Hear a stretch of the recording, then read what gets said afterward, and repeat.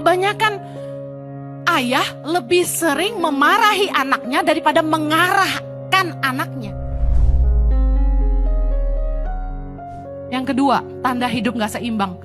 Hilang komunikasi, bahkan gak punya komunikasi sama anak sendiri. Gak pernah kasih anak perhatian.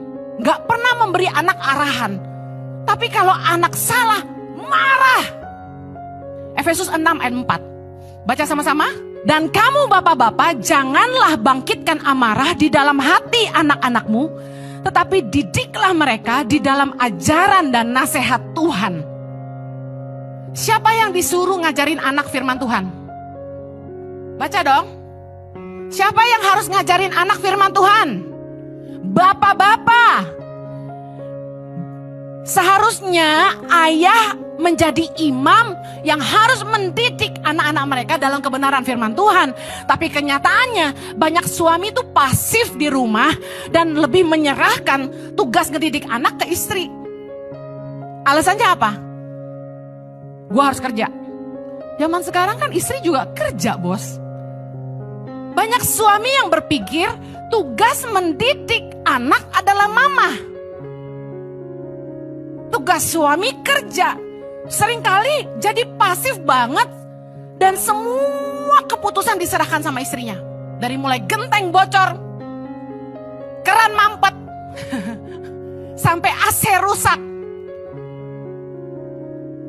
Untung kita tuh perempuan perkasa, bisa segalanya gitu ya. Saya kasih tahu, kenapa istri nggak respect sama suami? Seringkali karena ini, nggak mau tahu. Gue udah kerja, lu urus semua. Tapi begitu anaknya salah, istri dimarahin. Lu nggak becus ngedidik anak lu, lu manjain anak sih lu, nah gitu. Padahal jelas firman Tuhan berkata, bapak-bapak yang harus ngedidik anak firman Tuhan.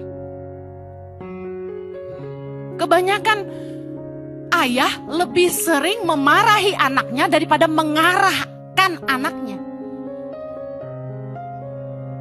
Amsal 4 ayat 1. Dengarkanlah hai anak-anak, didikan seorang ayah, dan perhatikanlah supaya engkau beroleh pengertian. Anak-anak disuruh ngedengar didikan siapa?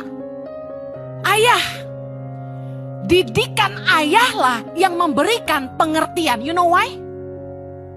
Karena laki-laki itu berpikir dengan logika dan data. Suami saya kalau udah tanya saya, duit habis kemana sih? Bukti-bukti pengeluaran saya keluarin. Nih, kartu kredit kamu. Gitu. Laki-laki gak bisa kita pakai perasaan. Kamu kok gak percaya sih sama aku? Aku terluka. Aku merasa tidak dipercaya dan direndahkan gitu. Gak bisa, laki-laki itu butuh data. Laki-laki itu mikir pakai logika, jangan pakai perasaan kalau sama laki-laki. Sakit hati kamu. Think the way men think. Jadi kenapa anak itu kalau bapaknya yang ngajar, anak jadi ngerti? Karena kalau mama kan telenovela. Mama tuh kebanyakan drama. Pakai perasaan terus. Mama merasa kamu, mama merasa papa. Ini ya pelajaran penting ya. Mama-mama jangan suka menumpahkan emosinya ke anak. Kesel sama suami ceritanya ke anak, anak terluka.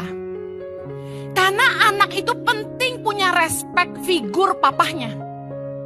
Gimana perasaan anak ketika sosok ayah yang harusnya dia hormati dihancurkan sama mamanya sendiri?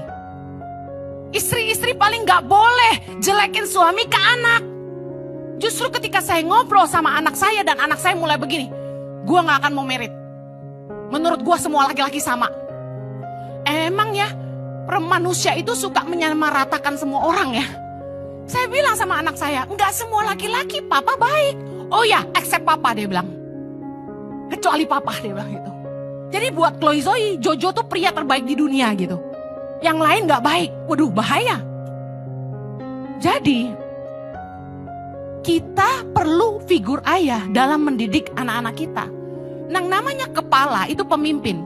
Pemimpin artinya memberi arah. Waktu anak mau kuliah apa, yang mesti ngajak duduk ngomong tuh papahnya, bukan mamahnya. Mama rasa enggak. Papa lihat anaknya. Makanya seorang ayah kalau mau memberi arah harus kenal anaknya. Didikan seorang ayah itulah yang memberikan pengertian sama anaknya. Tugas mama apa Bu Heni? Amsal 1 ayat 8. Anakku, dengarkanlah didikan ayahmu dan jangan menyia-nyiakan ajaran ibumu. Ayah mendidik, ibu mengajar. Artinya apa? Ayah itu guidance, mengarahkan. Ibu itu menasehati. Kalau udah urusannya pacar, dia patah hati, nah itu mama masuk di situ. Dia terluka sama papahnya, nah mama masuk di situ menghibur. Amsal 22 ayat 6. Didiklah orang muda menurut jalan yang patut baginya. Maka pada masa tuanya pun ia tidak akan menyimpang daripada jalan itu. Waktu kita lihat anak-anak kita udah beranjak remaja, agak susah diomongin kan ya? Tapi dengar, jangan putus asa. Terus tanamkan nilai-nilai kebenaran. Percayalah, firman Tuhan itu rema, yang suatu hari akan mengingatkan mereka. Anda percaya firman Tuhan itu berkuasa? Jangan lelah menasihati anak-anak kita dalam nilai kebenaran selama mereka ada dalam asuhan kita.